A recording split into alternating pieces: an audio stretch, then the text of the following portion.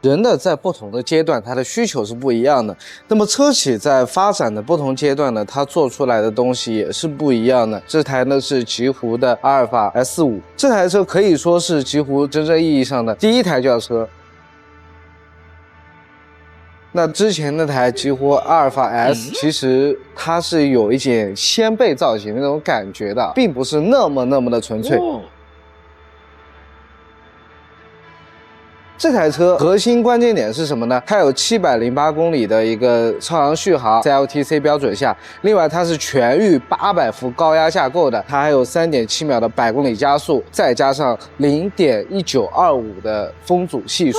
那这些呢，就是这台车最大的一个特点。整个车的宽度呢，它是做到了接近2米的。这一张前脸呢，我觉得它的融合度很高。你看啊，这一块。再加上机盖还有灯组，整个看上去是比较协调的。然后它的顶配就4驱那个版本，它是有4活塞的一个卡钳的，颜色是不一样的。那这个呢就是那个4活塞的卡钳，包括轮胎现在配的是韩泰的轮胎，也可以升级成米其林的一个轮胎。这一条韩泰的轮胎其实它的运动性能是不错的那一种，而且它的综合性能会比较好，但可能对于轮胎的那个胎噪就不如米其林来的那么强。然后门把手上细节这里是有灯的。这台车因为它要做一个非常流畅的一个造型，好看的造型，你看整个车顶都相对是做的比较低的。但是我也发现了一个小小的问题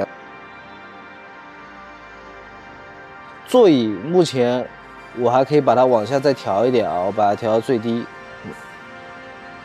刚刚好。包括这里其实是一整块大玻璃，只有这里有一道横梁所以它其实为了好看，为了设计，是做出了很大的妥协的。前面是一个麦弗逊，后面是一个多连杆的悬挂结构，简单粗暴。然后尾部呢，这一块是我很喜欢的，它有一个电动的尾翼，侧面看是不是尺寸是已经比较大的了？它也是做到了一个自适应的效果，车速达到一定速度的时候呢，它是可以自己去升起来的。后备箱给大家看一下，这里是几乎平的。然后我们去放东西的时候会更方便，底下是一个低音的喇叭。这台车的音响呢，它是做到了7.1声道环绕立体声的一个音响整个音质也是不错的，就是这个开口相对来说不会很大。它顶配4驱的版本呢，CLTC 650公里续航呢是21万多的售价，现在呢全系都有3万多块钱的一个优惠，所以对于它这个颜值是不是很值？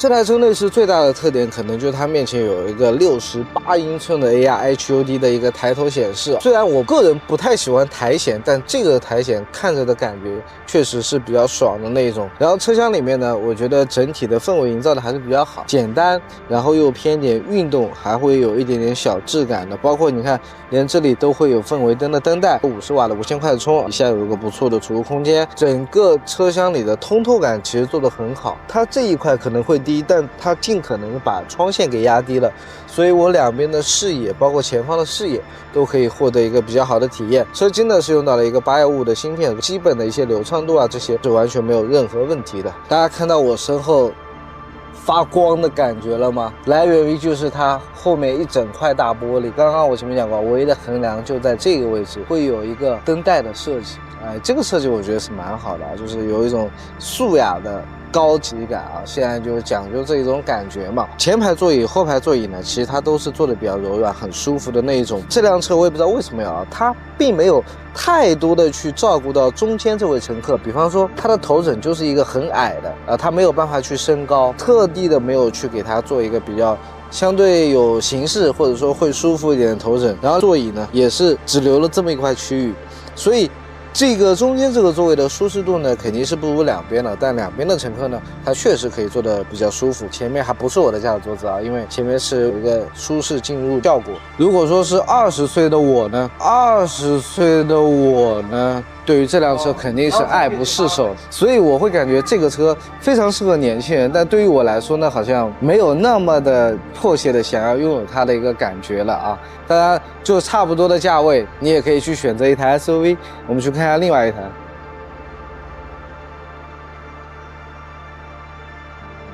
S5为了运动为了小年轻是比较我觉得比较自我的一台车吧。那在 T5 呢，就比较照顾到家庭。核心关键点呢，那边都写了660公里的一个 CLTC 续航，10分钟充260公里，2845毫米的轴距和全系宁德10代的电池。这台呢，它就是一个标准 SUV 的一个空间尺寸了啊。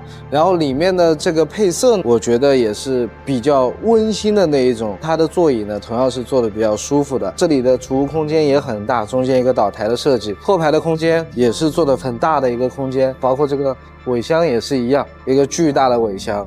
就是这台车你买回去呢，家里的老人小孩啊，其实都能照顾到。这两台车呢，目前都是有优惠的。以前我一度认为极狐它是想走一个相对比较高端的路线的啊，当然后面因为一些产品策略的原因也好，一些品牌定位的原因也好，慢慢的我觉得极狐这个品牌它的车系呢离我们是比较接近的，而且整个车的品质相对来说还是比较不错的。